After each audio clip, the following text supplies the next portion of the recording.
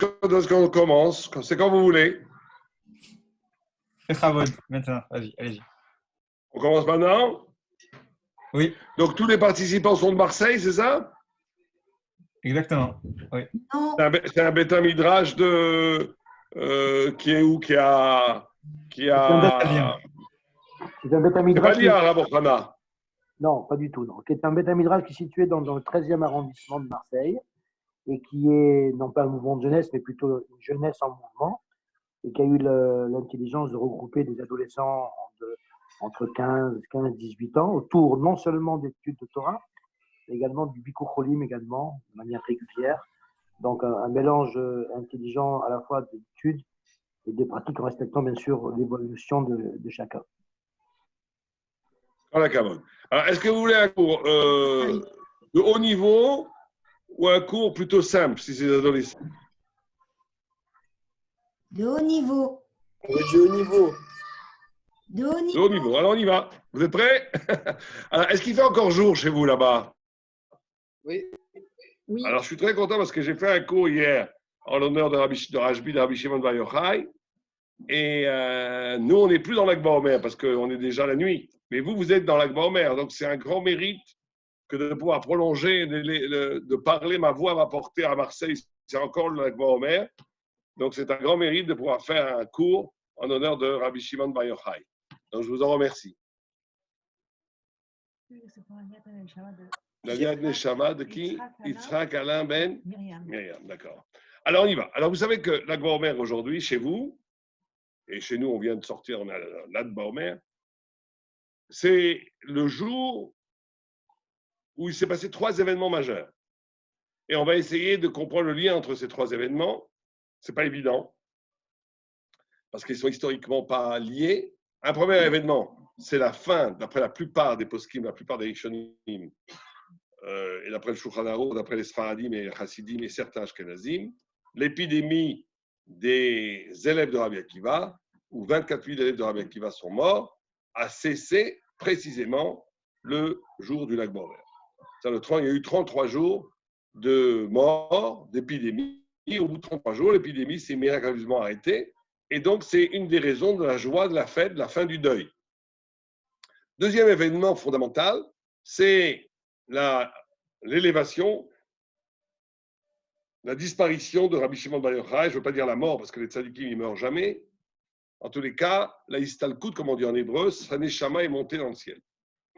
Et on va raconter comment ça s'est passé. Le jour d'un moment, c'était un moment assez extraordinaire, puisque Rabbi Shimon Bar Yochai, ce jour-là, sait qu'il a le droit de révéler tous les secrets de la Kabbalah, la plupart des secrets de la Kabbalah. Il les révèle et il meurt en les révélant. Il meurt en arrivant à un tel niveau de compréhension, de doucha, de sainteté, que son âme est aspirée comme un baiser de Dieu. Et un troisième événement qui est moins connu, c'est le premier jour dans le désert avec les Bnei Israël, où est tombée la manne. Sur le 18 Iyar, qui est la grand-mère, c'est le jour où est tombée la manne pour la première fois dans le désert pour le peuple juif.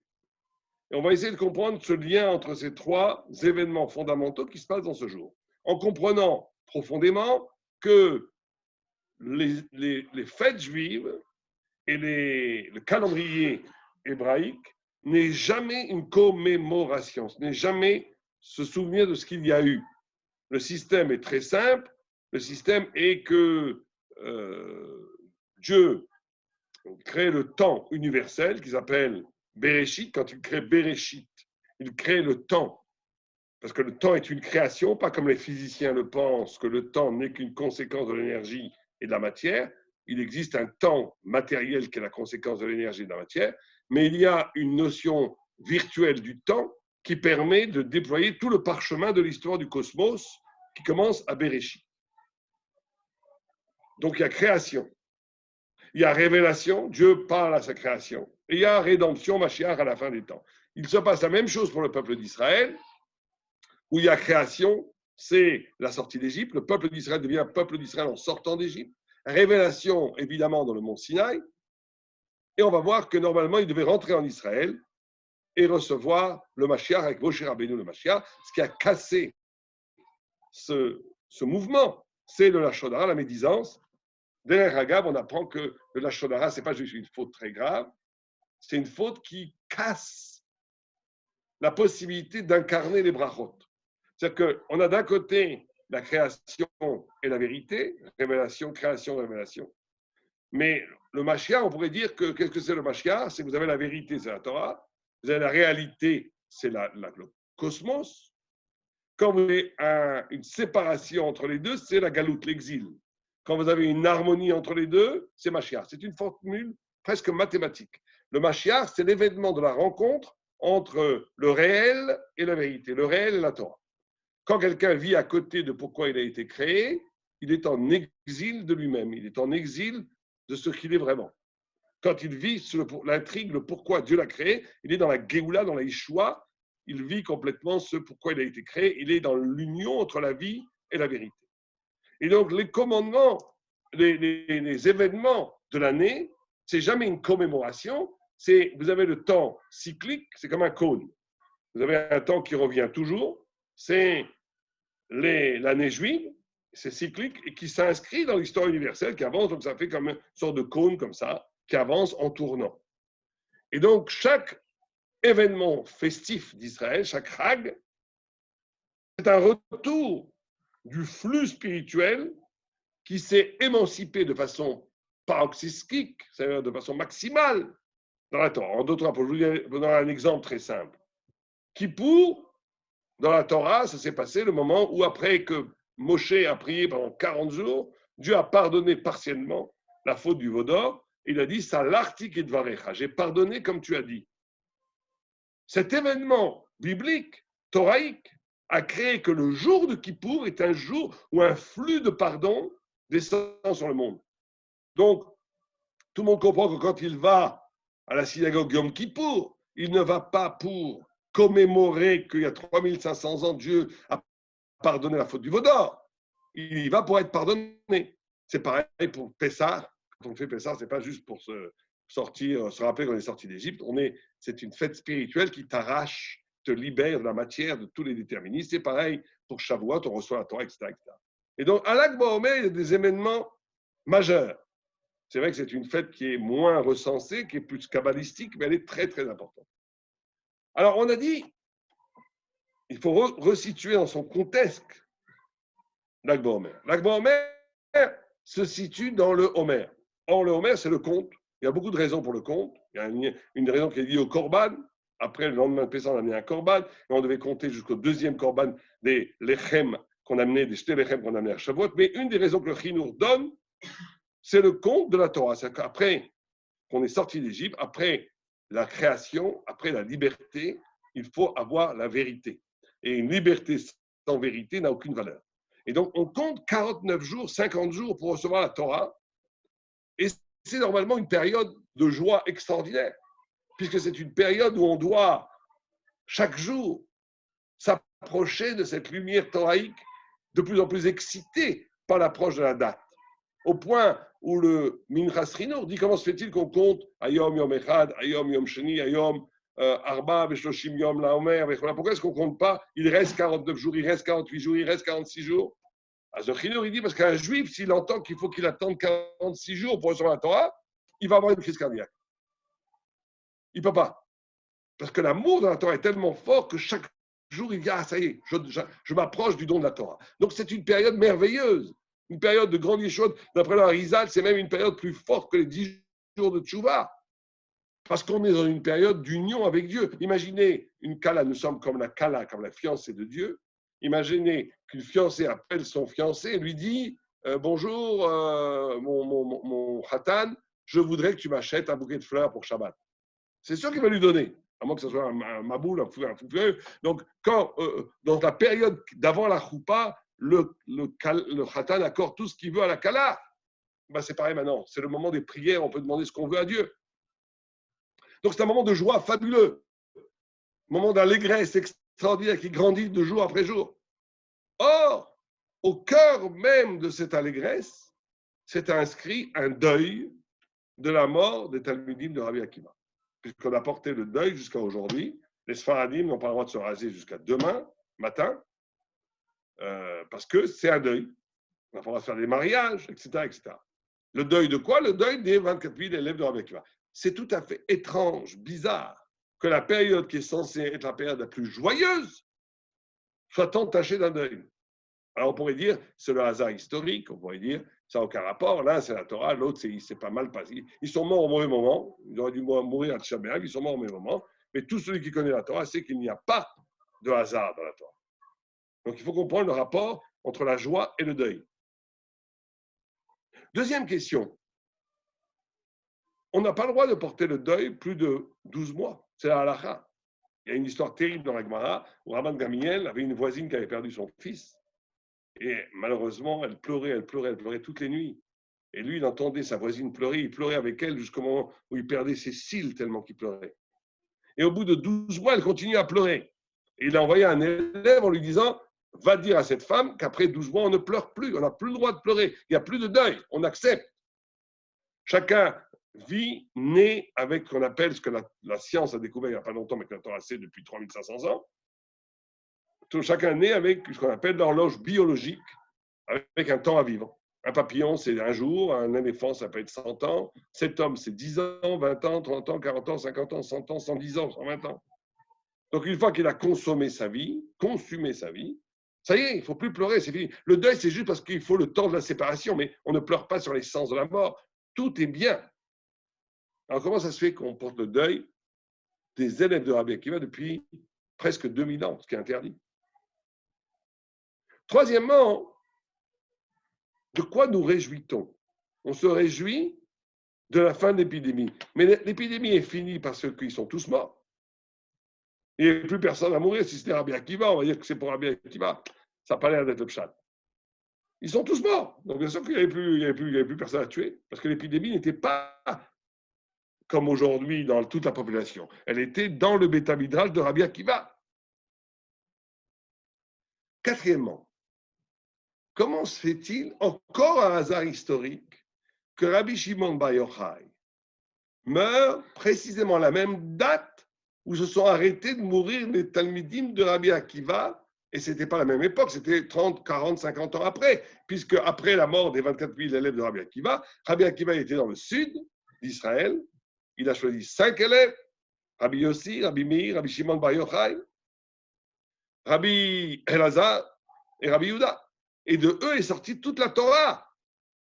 Et donc, après qu'il a enseigné la Torah à Rabbi Shimon Bar Yochai pendant des décennies, Rabbi Shimon Bar Yochai est arrivé à un très haut niveau de Kabbalah et il est mort précisément à la même date que la Gemara. C'est bizarre. Ça aussi, c'est encore un hasard historique, c'est bizarre. Encore une question. On a dit joie, Shavuot. Comment se fait-il que l'on fête Shavuot? Quelque part, Shavuot s'est terminé dans l'échec le plus monumental que l'humanité n'ait jamais connu. Puisqu'on a reçu la Torah de Dieu et qu'on a trahi Dieu presque instantanément après, avec la faute du veau d'or, et que les tables de la loi qu'on a reçues à Shavuot ont été brisées. On n'a plus les tables de Shavuot. On n'a plus que les tables des deuxièmes tables qui viennent de la Teshuvah de Yom Kippour.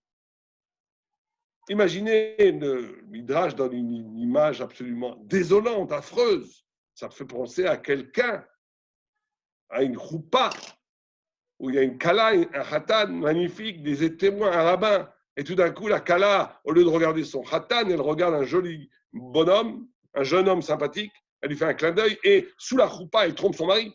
Dieu préserve, c'est une vision d'horreur. Est-ce qu'il y a un plus grand échec que ça, que la trahison d'Israël, son créateur, en adorant le veau d'or? Elles sont brisées. Est-ce qu'on devrait, en vérité, à Shavuot, se mettre par terre et pleurer? Non, on mange des gâteaux au fromage, on fait le hallel, on est content. Et dernière question, toute cette période, c'est la période des Tanaïm. La période des grands initiés de la Torah Sheba'al Peh. Et curieusement, énormément, pas la plupart, mais énormément, en tous les cas les plus grands, Rabbi Akiva, Rabbi Meir, Shmaya ve'Aftalion, Rabbi Yaya. Mais Rabbi Meir et Rabbi Akiva sont vraiment les plus grands. Rabbi Akiva, de l'Arizal, dit c'est le plus grand rabbi de tous les temps. Comment se fait-il que précisément les rabbis les plus grands de tous les temps aient des origines païennes? Goy, C'est bizarre. Rabbi Meir vient de Néron, à Caïssa, de Néron, l'empereur. Rabbi Akiva, son père était un converti. Rabbi Yosef, c'est un converti, etc. etc. Rabbi Yaya, c'était lui-même un converti. Shmaya Baftaï, c'était eux-mêmes les convertis, où il y a un Tosfot qui dit peut-être que leur père était converti. Mais en tous les cas, il y a des origines. C'est bizarre. Même question qu'on pourrait d'ailleurs poser avec David Ameler. On va essayer de traiter ça aussi. Donc voilà toutes les questions qu'on a. J'y reviens très rapidement. Première question. Quelle est cette coïncidence historique entre la joie et le deuil? Deuxième question, on n'a pas le droit de porter le deuil. Plus de 12 mois. Pourquoi on porte le deuil jusqu'à aujourd'hui de Talmidim Rabbi Akiva? Troisième question, pourquoi on se réjouit de la fin de la mort? Ils sont tous morts. Quatrième question, comment ça se fait que Rabbi Shimon Bar Yochai meurt exactement le même jour où ils ont arrêté de mourir 50 ans avant? Encore un hasard historique. Cinquième question, pourquoi est-ce qu'on fait Shavuot? Shavuot, c'est un échec. Sixième question, comment ça se fait-il que les Tanaïm, les grands Tanaïm, soient très souvent d'origine non juive? Donc, c'est ce qu'on va essayer de comprendre ce soir. On va essayer de se répondre à ces 6 questions. Alors,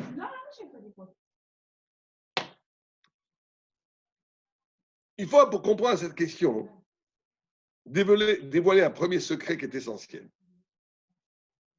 Quelle est la différence entre les premières tables qui ont été brisées et les deuxièmes tables? Les premières tables, Dieu a donné la Torah, il a donné les 10 commandements, et il a écrit avec du feu sur un diamant énorme qui venait du ciel, donné à Moïse, d'ailleurs en écrivant avec des lettres, avec du feu les lettres, une partie de ce diamant énorme qui faisait un demi-mètre cube, c'est énorme, est tombée, et tous les petites pépites de diamant, Dieu a dit à Moïse, tu peux les prendre, c'est pour toi, et Moïse est devenu très riche grâce à ces diamants. Moïse est devenu très riche directement par un don de Dieu, vous vous rendez compte? Bon. Les deuxièmes tables, alors c'est aussi une question, comment il a pu briser du diamant. Mais les deuxièmes tables, contrairement à ce que beaucoup de gens disent, c'est pas que Moïse les a écrites, pas du tout, les deux ont été écrites par Dieu. Simplement, Psal-Lecha, Dieu a dit, taille-toi, prends un rocher par terre, taille-le, hisse-le vers le haut, et je vais, par le feu, réécrire les tables de la loi, les 10 commandements. Et à première vue, on ne comprend pas. Quelle est l'importance que du support, du réceptacle? Ce qui est important, c'est le contenu, c'est le message, c'est la révélation divine. En quoi c'est tellement important que le réceptacle venait du ciel ou venait de la terre? En quoi c'est tellement important? Alors voilà la réponse. En vérité, quand Dieu donne la Torah, il se passe un phénomène extraordinaire. Il ne donne pas simplement une Torah. Il ne donne pas simplement une Torah de Mina Shamaim. Il donne dans les premières tables des instruments psychiques, intellectuels, émotionnels et même corporels pour recevoir cette Torah de façon absolue. En d'autres termes, la première révélation des premières tables, il y a la vérité et il y a le rapport à la vérité. On peut avoir la vérité avec un faux rapport à la vérité ou un rapport tronqué à la vérité. Quand Dieu nous donne les premières tables, il ne donne pas simplement la vérité, il donne le rapport divin au texte divin. C'est comme si le peuple juif comprenait la Torah Kebiechol comme Dieu la comprend. Il a donné un cerveau divin, il a donné un cœur divin, il a donné un corps divin. C'est pour ça que le peuple juif, quand il a reçu les premières tables, il est devenu immortel. La mort, Pascha Zahama, dit le Zohar, la mort a cessé de régner dans le peuple d'Israël. Elle est revenue après avec la faute du Vaudor. Les deuxièmes tables, c'est plus du tout comme ça. Les deuxièmes tables, ça vient de la terre. Moïse les prend par terre et on est redevenu des hommes humains, trop humains, faiblement humains, avec un cerveau plus ou moins comme les goïs, un cœur comme les goïs, un corps comme les goïs, des fois même moins fort que les goïs. Et donc, la vérité reste la même, mais le rapport à la vérité est donné à l'homme. Il n'est plus donné par Dieu. Avant, il y avait non seulement la vérité divine, mais le rapport divin à cette vérité divine. Le rapport divin donné dans les premières tables à la vérité divine a été brisé. Il ne nous reste plus que la vérité divine et chacun peut l'attraper comme il peut. C'est ça la symbolique de Moïse qui hisse la terre une pierre qui vient de la terre, et Dieu écrit le message. Si tu la hisses, tu reçois. Tu la hisses pas, tu ne la reçois pas. En d'autres termes, la révélation des deuxièmes tables va être proportionnelle au désir de vérité. C'est ça l'inauguration de la deuxième table. Avant, la Torah était donnée presque magiquement au peuple d'Israël. C'était un peuple de prophètes. Il n'y avait pas besoin de désirer la vérité pour la recevoir. Elle était là. À partir de cette brisure de la faute du Vaudor, maintenant, elle est proportionnelle au désir.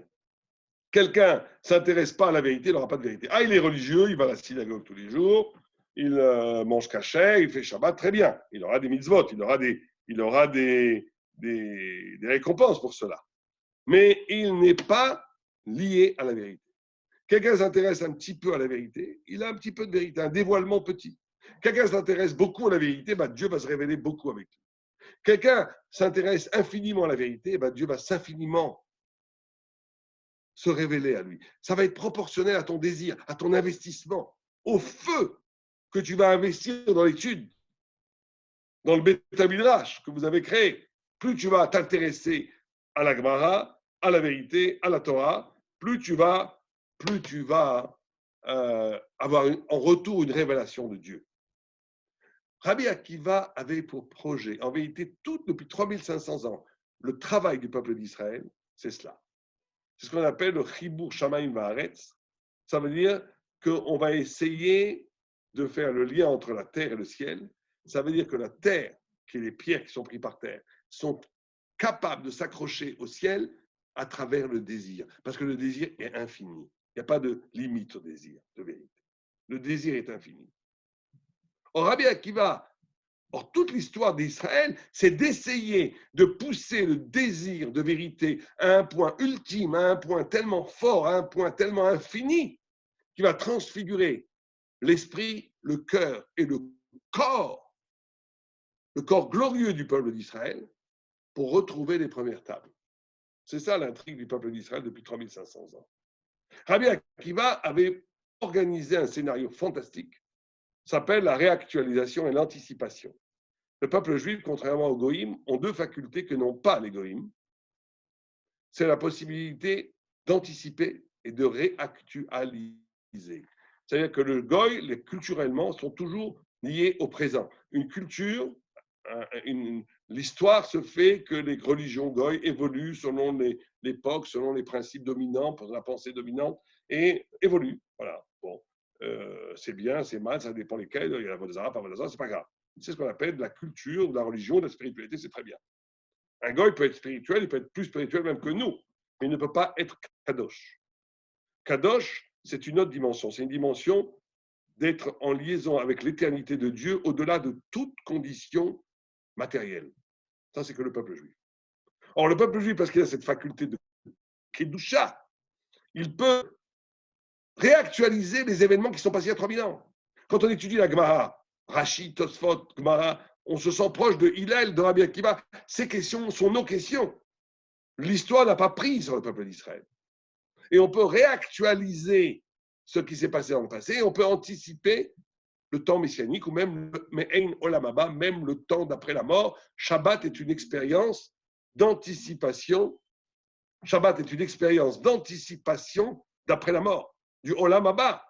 Et le Yom Tov est une anticipation des temps messianiques. Donc le peuple juif peut circuler dans le temps.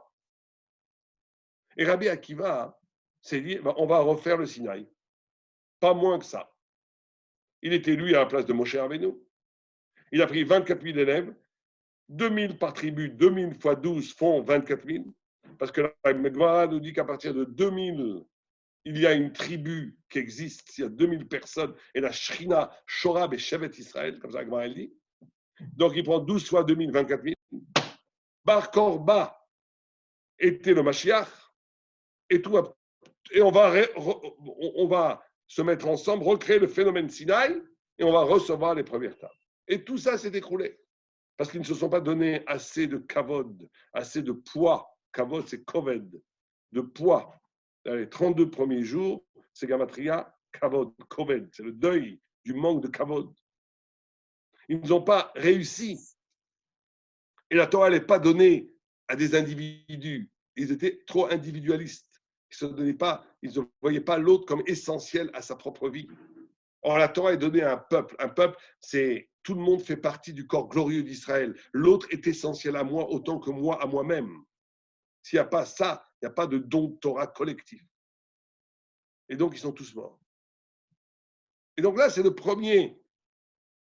deuxième secret, on va dire. On va répondre déjà aux 3 premières questions. On ne peut recevoir la Torah que si cette attente de la Torah est crédible. Je m'explique. Le deuil n'est pas sur les élèves de Rabbi Akiva. On n'a pas le droit de porter le deuil sur des hommes plus d'un mois, plus d'un an. Le deuil est sur l'impossibilité du peuple d'Israël à faire le tikkun. Le deuil est sur l'échec spirituel, maintenant millénaire, d'une incapacité du peuple juif de retrouver les premières tables. Et pourquoi ce deuil s'inscrit au cœur même de la joie, de l'attente de la Torah? Parce que sinon, tu tombes et tu sombres dans la religion. Je m'explique. Le phénomène religieux chez les nations, c'est un phénomène d'hypostase, de projection idéaliste, où tout est rose, où la spiritualité est là pour m'apaiser, où la spiritualité est là pour me donner un sens à ma vie, où la spiritualité est là pour me créer des mondes artificiels, opium du peuple, tout ce que vous voulez. La Torah, c'est pas ça. La Torah, c'est un travail sur soi. Or, on te dit, il n'y a pas de crédibilité d'attente de la Torah si tu ne prends pas la mesure de ton déficit d'attente de la Torah. Si tu ne prends pas la mesure que tu n'es pas assez acharné à vouloir la vérité, et tu ne prends pas le deuil de l'échec dont chacun de nous est responsable, alors ton attente, c'est du bluff. Ton attente, c'est de la religion. Ton attente, c'est rien du tout. Et donc, il faut qu'au cœur même du processus d'attente de la Torah, du compte de la Torah, de la joie de cette espérance de la Torah, inscrire un deuil qui te fait prendre conscience du déficit de cette attente. Et donc, ça répond déjà aux 3 premières questions. Première question qu'on avait posée, c'est il n'y a pas de hasard historique. Bien sûr qu'il n'y a pas de hasard historique. Il n'y a pas de hasard historique. Ce deuil ne pouvait tomber qu'à ce moment-là parce qu'on s'en fiche du deuil. Les élèves qui sont morts, ils sont morts. Ce qui est important, c'est que le deuil n'a de sens que pendant le temps de la Torah, de l'attente de la Torah, parce que c'est le deuil d'un manque d'intensité de cette attente. On a dit, mais comment se fait-il que les élèves de Rabbi Akiva, on porte le deuil sur eux. Au bout de 12 mois, on n'a pas le droit, mais on ne porte pas le deuil sur eux. On porte le deuil sur l'expérience qu'ils ont ratée. Troisième question, on a dit, mais de quoi on se réjouit? Ils sont tous morts. Mais non, on ne se réjouit pas parce qu'ils sont arrêtés de mourir. On se réjouit parce que maintenant, on peut passer à l'autre. Une fois qu'on a compris le manque d'attente et qu'on a fait le tikkun de ce manque d'attente, alors on peut commencer vraiment à attendre. Et là, on se réjouit qu'on peut maintenant vraiment commencer à attendre. Donc, les 3 premières questions sont répondues. C'est pour ça que les 32 jours avant la Lag BaOmer, c'est Gematriat Kavod, mais c'est Gematriat lève le cœur. Le tikkun se fait par le cœur. Et après, il reste 17 jours qui c'est le Tov. Donc, il y a un double travail qui se fait pendant le compte de l'Omer. Un, jusqu'à la Lag BaOmer, de faire le travail sur le cœur du désir de Torah, de porter le deuil d'un manque de désir de Torah. Et après, on se réjouit parce que maintenant, on peut passer à la deuxième étape, de vraiment recevoir cette Torah. Donc, les 3 questions sont posées, sont répondues. 4e question, quel rapport avec Rabbi Shimon Bar Yochai? Alors là, c'est extraordinaire. C'est que Rabbi Shimon Bar Yochai, c'est l'espérance. Parce qu'on aurait pu dire, attendez, si depuis 3500 ans, personne n'est arrivé, si Rabbi Akiva et 24 000 élèves ne sont pas arrivés, alors nous, on ne va pas arriver. Eh bien, personne n'y arrivera. Eh bien, une personne y est arrivée, c'est Rabbi Shimon Bar Yochai. Lui, Rabbi Akiva aussi. Ça veut dire que Rabbi Akiva et Rabbi Shimon Bar Yochai ont dévoilé les premières tables. C'est l'écho des premières. La Kabbalah, le moment où il meurt, Rabbi Shimon Bar Yochai, c'est un texte magnifique. Il sait qu'il va mourir aujourd'hui. Il sait qu'il a quelques heures pour révéler le secret le plus ultime de la Kabbalah. Il y a son fils, Rabbi Elazar, quelques élèves, il les révèle. Et il sait qu'à tomber de la nuit, il va mourir. À un moment donné, il doit révéler plus. On nous fait comprendre qu'il arrête le soleil. et il donne son enseignement. Et quand le soleil ne peut plus l'arrêter et qu'il tombe, il meurt. Et il meurt de la profusion de vérité ultime qu'il annonce à Israël, qui sont l'écho des premières tables. Donc là aussi, ce n'est pas un hasard historique. C'est le jour où on a fait le tikkun de prise de conscience de notre manque de désir et qu'on commence véritablement à désirer la Torah après cette prise de conscience. Ce jour-là, qui est le jour charnière, justement, il s'est passé de façon chelkite, de façon partielle, la possibilité d'une révélation des premières tables, qui est Rabbi Shimon Bar Yochai. Et donc, tout est lié. Il n'y a pas de hasard. Tout est absolument lié. Alors, là, on rentre dans quelque chose maintenant de beaucoup plus profond. On a posé 5e et 6e question. Pourquoi est-ce qu'à Shavuot, on ne jeûne pas? Pourquoi est-ce qu'on fête Shavuot? Ça a été un échec. Et on s'est demandé, comment se fait-il que les grands initiés tanaïques, les plus grands en tous les cas, avaient une origine non juive? Et à première vue, ces deux questions n'ont aucun rapport. On va voir qu'elles ont un rapport très, très profond. En vérité, c'est comme ça. On sait que Yitzhak aimait Ésaü. Pourquoi? Mishum de Tzad Piv. Parce qu'il lui chassait pour sa bouche. Alors les gens comprennent bêtement que ça veut dire qu'il lui amenait du gibier. Dieu préserve. Yitzhak n'est pas un Gaulois qui a besoin de gibier pour aimer son fils. Dieu préserve.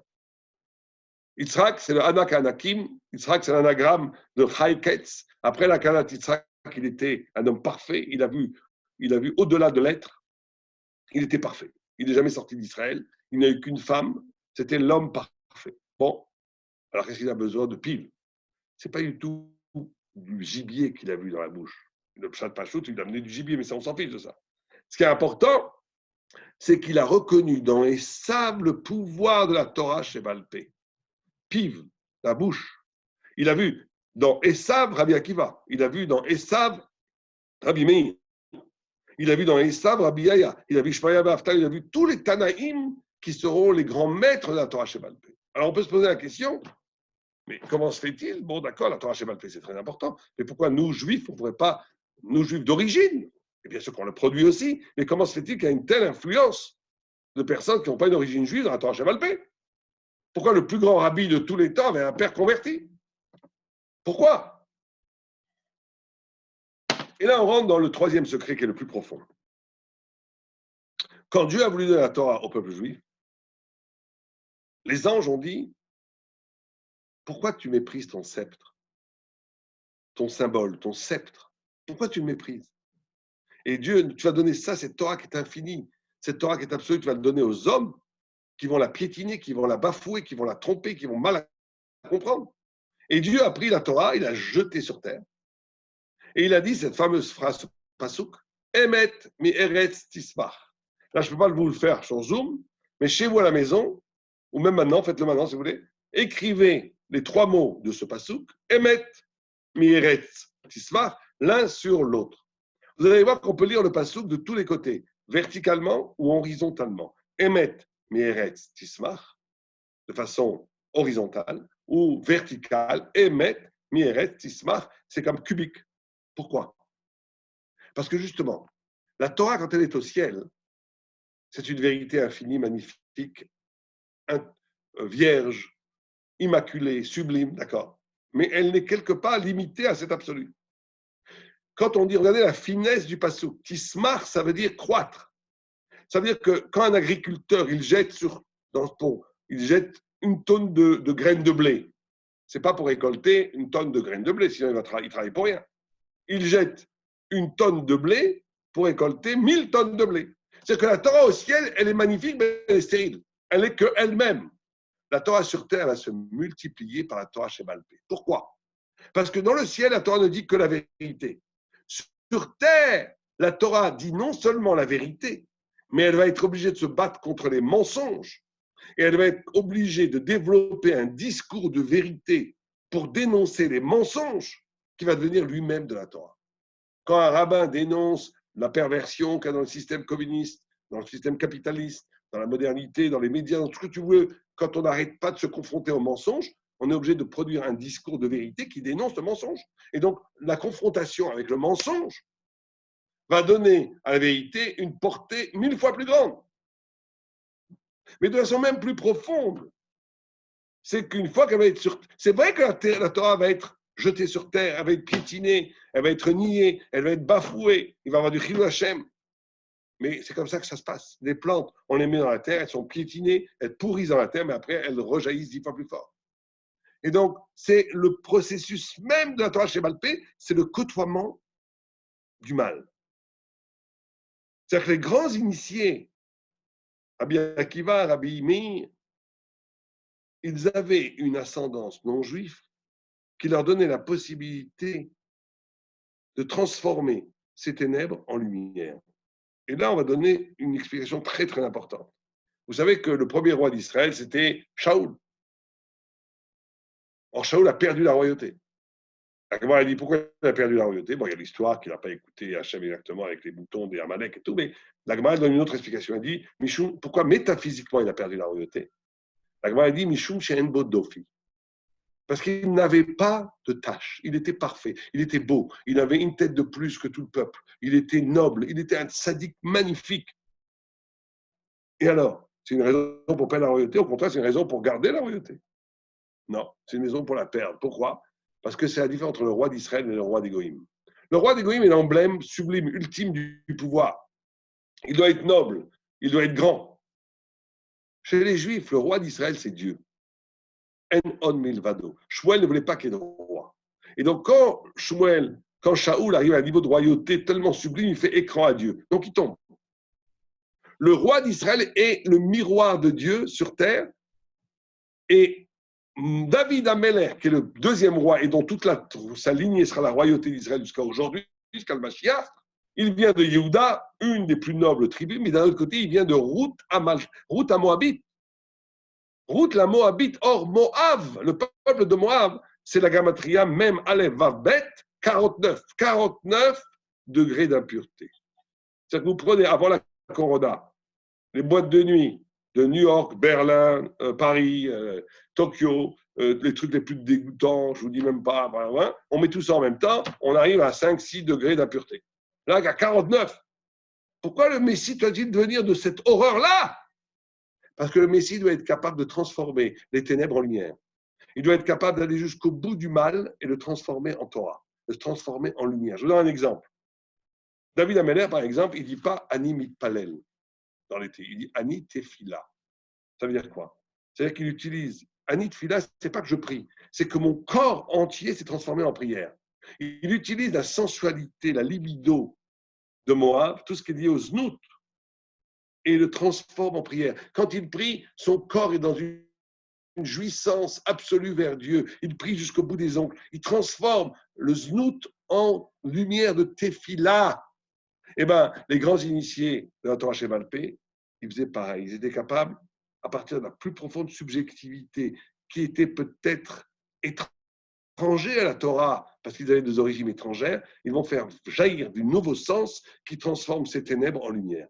Et donc, il y a une double dynamique dans le peuple d'Israël.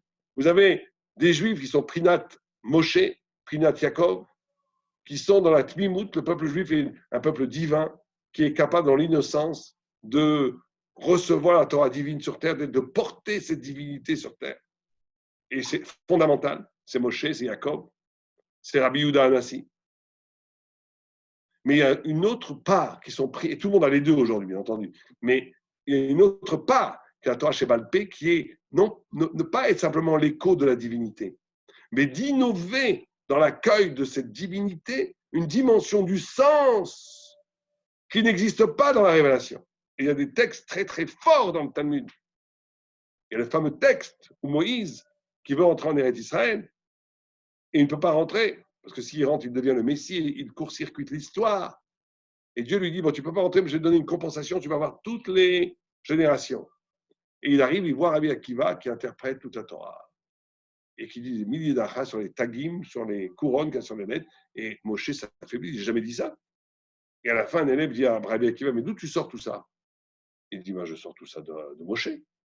Et Moshe, il est content, il revoit voir Dieu, il dit, mais cet homme est extraordinaire, c'est à lui que tu aurais dit la Torah. Et Dieu lui dit, stop, tais-toi. C'est comme ça que c'est monté dans ma pensée. En vérité, ce texte est incompréhensible. Moïse, il aurait dû crier, mais je n'ai jamais dit ça, voilà, un menteur. Non, Moïse, il comprend. il comprend que le pouvoir dire excède le vouloir dire, qu'il y a dans la parole de Dieu qui est infinie, infiniment de sens. Infiniment de sens. Et donc, il ne peut pas comprendre tout ce qu'il reçoit dans sa pureté absolue de prophète parfait. Il se fait le réceptacle de la parole de Dieu. Mais cette parole de Dieu doit être interprétée infiniment par la Torah Sheba'al Peh. Et donc, il y a les deux. Il y a les deux choses, et comme ça que ça se passe toujours. Et en vérité, et c'est là peut-être le point le plus important, à un certain niveau, la Torah orale et la Torah écrite, elles sont une, elles ne sont pas deux.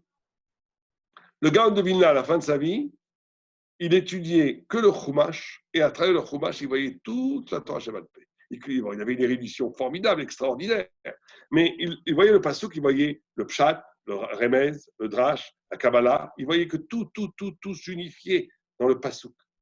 Il unifiait Torah orale, Torah écrite. Ça veut dire qu'on n'a pas perdu les premières tables. Les deuxièmes tables, la Torah orale, elle n'est pas une autre Torah. Elle est la même Torah donnée sur une forme qui passe par le subjectif, par l'interprétation, par la Torah orale, mais elle est là pour recomposer le pulse des premières tables. Et donc, c'est vrai que les premières tables ont été brisées et que cette brisure s'émancipe en multiplication de débris qui sont le multiple des opinions de la Torah Sheba'al Peh. Mais ce multiple a une seule fonction, de retrouver l'unité primordiale. Et d'ailleurs, les débris de la Torah des premières tables, elles ont été mises dans la Aron HaKodesh, on a gardé les débris. Et c'est pour ça qu'on fait de Shavuot, parce qu'on n'a rien perdu. On a cassé les premières tables, on ne les a pas perdues. C'est vrai que ça a été un échec terrible, mais cet échec terrible a permis toute l'aventure de la Torah Sheba'al Peh au peuple d'Israël, dont la fonction est de retrouver, par l'étude et par l'unification de toutes les opinions, de l'intersubjectivité de chacun avec l'autre, de retrouver le sens, le pulse, de reconstruire le pulse originel des premières tables. Et donc, on n'a rien perdu du tout, et au contraire, on fête avec une immense joie Shavuot, parce que tout l'exercice du peuple d'Israël depuis 3500 ans, c'est d'essayer de reconstruire les premières tables. Toute la Torah Sheba'al Peh n'est que la reconstruction des premières tables. Et donc, on répond avec cela à la 5e et la 6e question. Et donc, on est effectivement, Rabbi Akiva a compris, après la mort des 24 000 élèves, que la reconduction, la réactualisation du mont Sinaï n'était plus possible. Il a dit aujourd'hui, ça passe par l'élection d'un individu. Un individu à lui tout seul peut porter le sens du monde, le sens de la vie et donner un sens à toute l'humanité. Bishvili Nivra Haolam. Et il est parti dans le sud et il a pris 5 élèves, il a pris ces 5 élèves, il a reconstruit toute la Torah. Toute la Torah Sheba'al Peh qu'on a aujourd'hui, elle vient de ces 5 élèves. De Rabbi Yehuda, de Rabbi Yossi, de Rabbi Elazar Ben Shamoua, de Rabbi Meir, de Rabbi Shimon Bar Yochai. Et Rabbi Shimon Bar Yochai et Rabbi Meir sont véritablement le plus haut de ces 5 rabbinim. Parce que Rabbi Meir, on dit que la halakha n'est pas comme lui, parce qu'il était à une profondeur abyssale. On ne pouvait pas le comprendre. Lo yardu besor dato. À première vue, on ne comprend pas. S'il est arrivé à un si haut niveau, lui, Rabbi Shimon, la halakha devrait être que comme eux. Non. Parce qu'ils arrivaient à un tel niveau haut, à la source, au début de la création, on dit, la Gemara dit, pourquoi la halakha n'est pas comme Rabbi Meir? Parce que Rabbi Meir, il va rendre tamé, taor, taor, tamé. Kacher, pasoul, pasoul, kacher. Il a une dialectique tellement puissante qu'il peut tout cachériser ou tout rendre impropre. Et on ne peut pas le suivre, c'est trop fort. Pourquoi il arrive à faire ça? Ce n'est pas un jeu dialectique, ce n'est pas du sophisme. C'est parce qu'en vérité, à l'origine même de la création, il n'y a pas de droite-gauche. Il n'y a pas de tamé, taor. Il n'y a pas de kacher, tout est un. Eh bien, Rabbi Meir et Rabbi Shimon, ils arrivent au sommet même d'avant la création. Ils sont à un niveau intellectuel où ils sont dans les sens des choses, où il n'y a plus de différence entre presque le bien et le mal, la droite, la gauche. C'est extraordinaire. Dans la science, aujourd'hui en physique, quand on arrive au mur de Planck, quand on arrive au début de la création, toutes les lois de la physique s'effondrent. Tout s'effondre. La droite devient la gauche devient la droite, tout s'effondre. Eh bien, il s'est passé au niveau métaphysique la même chose. Et c'est pour ça que la halakha, qui elle a besoin d'une réglementation, qui est liée à l'interdit, permis, pur, impur, ne peut pas être comme Rabbi Meir. Elle est parfois, mais elle ne peut pas l'être systématiquement parce qu'il est à un niveau trop haut. Donc, on voit que ces Tanaïm, ils ont véritablement réintroduit tous les niveaux de la Torah au niveau de la Torah, tous les niveaux de la Torah, de la révélation du mont Sinaï, au niveau de la réception de la Torah Sheba'al Peh, et que tout le travail maintenant, c'est que, ils ont réussi à sauver le monde en incarnant eux-mêmes le but du monde, et le travail que maintenant chaque juif doit se faire, c'est non seulement d'essayer à lui-même de justifier la création du monde, mais d'inscrire son existence, ses mitzvot, son étude de la Torah, comme un des éléments du corps glorieux d'Israël collectif, pour que cette révélation et cette union entre la Torah Shebirtav et la Torah Sheba'al Peh ne fassent plus qu'un, et à ce moment-là, le Mashiach, Tzidkenu, Yagab Amenu, Amen, Kemi Ratzon. Voilà, est-ce qu'il y a des questions?